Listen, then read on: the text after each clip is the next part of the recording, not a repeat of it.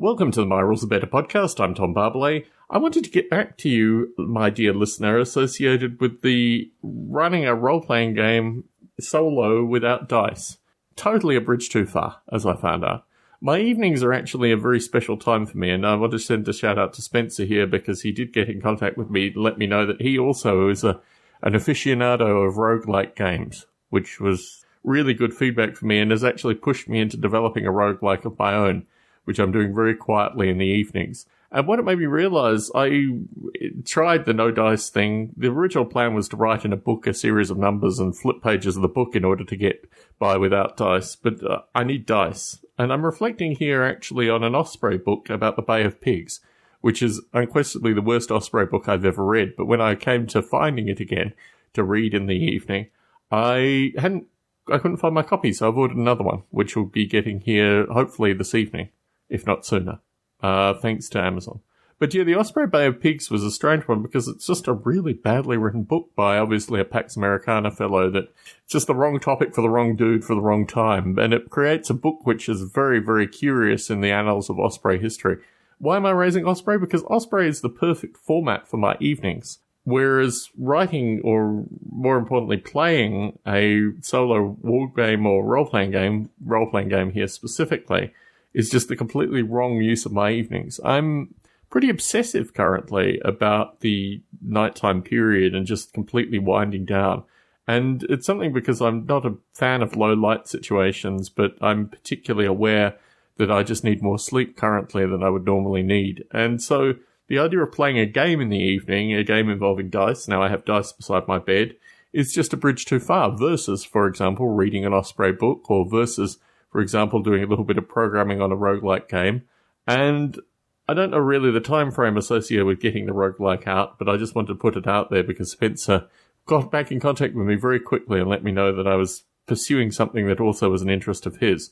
I got his computer specs, and my aim is to work on this roguelike game and then get it back to Spencer to go full circle in the discussion associated with this roguelike. And I put online a YouTube video on the My Rules Are Better YouTube channel.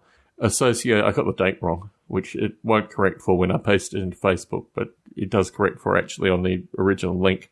And that is an early demo of a roguelike interface that I'm looking to use. Now, the roguelike interface I'm looking to use, and I'm putting it out for broader listenership, is under the GPL, which is the GNU Public License, which none of my software is under. So I'm having to rewrite this thing hurriedly to get it out of the GNU license and onto my open source license, which is nominally a one-clause BSD plus a joke. That's the definition of it. But it did get onto GitLab. GitLab did verify my bespoke license, they called it, and agreed that it was open source fundamentally, which I thought was very good. So, coming in the foreseeable future, a roguelike and further roguelike discussions in this particular podcast recording, discussing solo gameplay without dice, outside the remit, unfortunately, of my evening, so I wanted to give that feedback very quickly. Will I do a RPG solo without dice? Possibly. Well, sorry.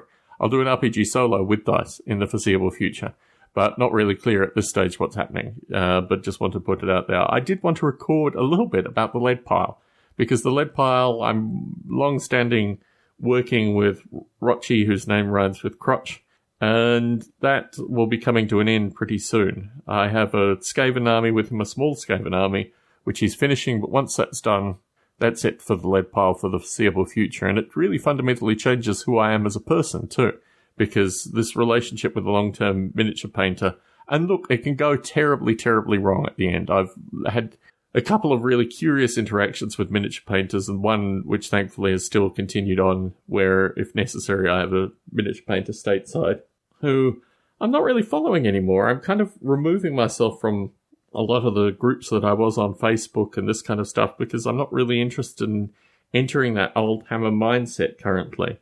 Once you sign off on doing, miniature painting on a lead pile, you want your mind to be fresh with other things. So that's my editorialization associated with the lead pile. I have 5 boxes worth of miniatures still, which I'm keeping a hold on to. They're from 2004 in majority, although that's not probably true. Probably 2 boxes are from 2004 and the rest are contemporary stuff. And I still have a few Kickstarters, which were actually being sent to Rochi, and he's moving them now to my address in the US as being the location to get these models. And who knows what I'll do with them in the future. Who knows what actually happens to Lead Pile in the future. To say it's a smaller stage is wrong, because the painted miniatures obviously take space too. The painted miniatures are taking more space than the unpainted miniatures would have taken. But at least having them painted is something like that. So what I was going to do actually was explore the dice that I needed. I'm going to do that in a future podcast recording. You'll see this pattern now that I'm actually suggesting future podcast topics at the end of the last podcast that I'm recording, with the view that you can get in contact with me, Bravo Alpha Romeo, Bravo Alpha Lima Echo Tango, as Spencer's done. So I found a phenomenon with my podcast, which I've put out in my other podcast, Long Funk, but a majority of my listeners come from the Boston area. Well, not a majority of my listeners. Enough listeners to register on Apple come from the Boston area. If you are a Boston listener to this particular podcast, please get in contact with me and let me know why you're listening and how you found it and all this kind of interesting stuff, because it's very interesting being a solo podcaster in a situation. Oh, I got a correspondence from my man Barney Dicker through the week, just saying hello and saying he's still okay, and hopefully we'll be hearing from him sometime in the future, which I thought was very positive. So shout outs to Barney Dicker, shout outs to Spencer, and please, if you want your name to be shouted out in this podcast, please get in contact. Tom Barbalet in Las Vegas, Nevada, signing out.